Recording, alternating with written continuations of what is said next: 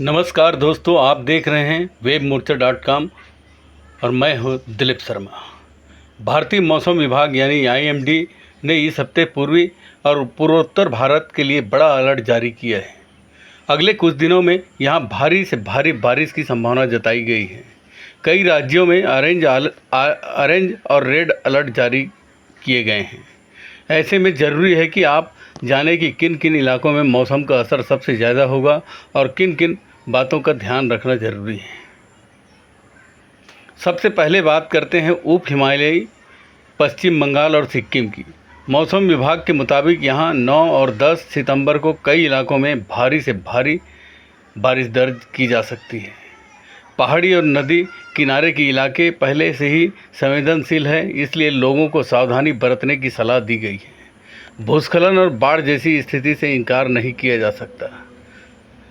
ओडिशा में 10 और 11 सितंबर को भारी बारिश का दौर देखने को मिलेगा। विशेषकर तटीय इलाकों में तेज हवाओं के साथ भारी बारिश की संभावना है। मछुआरों को समुद्र में ना जाने की चेतावनी दी गई है। अब बढ़ते हैं पूर्वोत्तर राज्यों की तरफ। अरुणाचल प्रदेश, असम, मेघालय, नागालैंड, मणिपुर, मिजोरम, त्रिपुरा, इन सभी राज्यों में 12 से 15 सितंबर के बीच लगातार भारी बारिश होगी। यहाँ पहले से ही मानसूनी बारिश के चलते नदियाँ उफान पर है। भारी बारिश से जनजीवन पर गहरा असर पड़ सकता है। सड़क और रेल यातायात प्रभावित हो सकता है।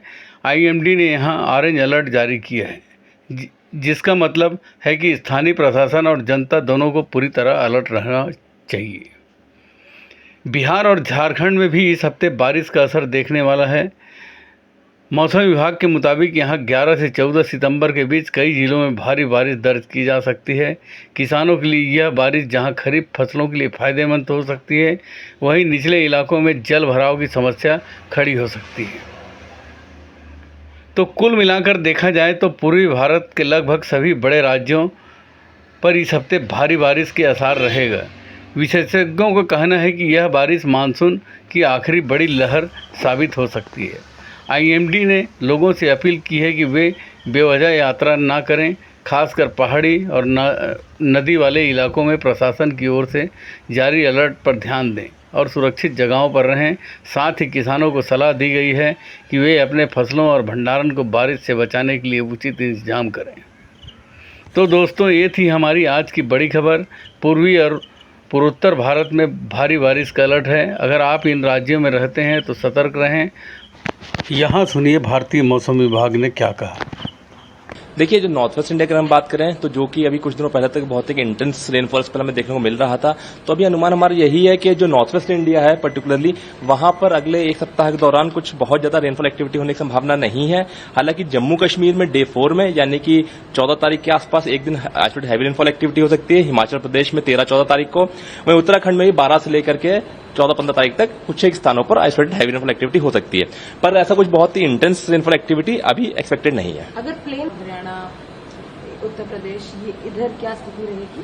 देखिए, यहाँ पर भी जो है जो light to moderate rainfall activity है वो जरूर कंटिन्यू रहेगी, लेकिन कोई इंटेंस रेनफॉल एक्टिविटी का ऐसा बहुत ज्यादा एक्सपेक्टेशन नहीं है। हालांकि जो ईस्ट यूपी है वहां पर 11 और 12 तारीख को आइसोलेटेड हैवी रेनफॉल एक्टिविटी हो सकती है। वहीं 13 तारीख को वेस्ट यूपी में भी जो नॉर्दर्न पार्ट्स हैं यूपी के, जो पहाड़ों के पास के जो नॉर्दर्न पार्ट्स हैं, वहां पर कुछ स्थानों पर हैवी रेनफॉल एक्टिविटी हो सकती है। इसके अलावा कहीं भी नॉर्थ वेस्ट इंडिया में कुछ खास एक्टिविटी होने की संभावना नहीं है। सिर्फ आइसोलेटेड प्लेसेस पर हैवी रेनफॉल एक्टिविटी का एक्सपेक्टेशन है। दिल्ली NCR की बात करें तो कैसा टेम्परेचर्स कैसे देखेंगे हम, किस तरीके की सिचुएशन रहेगी आगे आने वाले एक हफ्ते में? देखिए, अगले एक सप्ताह के दौरान बात करें तो पार्टली क्लाउडी स्काई से जनरल क्लाउडी स्काई कंडीशंस रहेंगी दिल्ली में। इसके साथ साथ वर्षा का बहुत ज्यादा अनुमान नहीं है। जहां तक तापमान की बात करें तो अधिकतम तापमान जो है वो 34-35 डिग्री सेंटीग्रेड तक इस सप्ताह में देखने को मिल सकता है। सदर्न पार्ट करें तो थंडरस्टॉर्म एक्टिविटी दिख रही है, तो उसके लिए क्या कोई अलर्ट भी जारी किया गया है? किस तरीके की स्थिति रहेगी? देखिए, जो साउथ इंडिया का पोर्शन है, दक्षिण प्रायद्वीपीय भारत का, आप देख भी सकते हैं इस मैप के माध्यम से, तो दक्षिण भारत के क्षेत्रों में आइसोलेटेड थंडरस्टॉर्म एक्टिविटी हो सकती है। हैवी रेनफॉल एक्टिविटी भी हो सकती है तमिलनाडु में अगले 2 दिनों के लिए, यानी 10 और 11 सितंबर को, केरला में 10 तारीख के लिए। वहीं जो आंतरिक कर्नाटक का क्षेत्र है वहां भी जो मुख्य रूप से जो उत्तरी आंतरिक कर्नाटक है वहां पर 3 से 4 दिनों तक जो है आइसोलेटेड प्लेस पे हैवी रेनफॉल एक्टिविटी हो सकती है।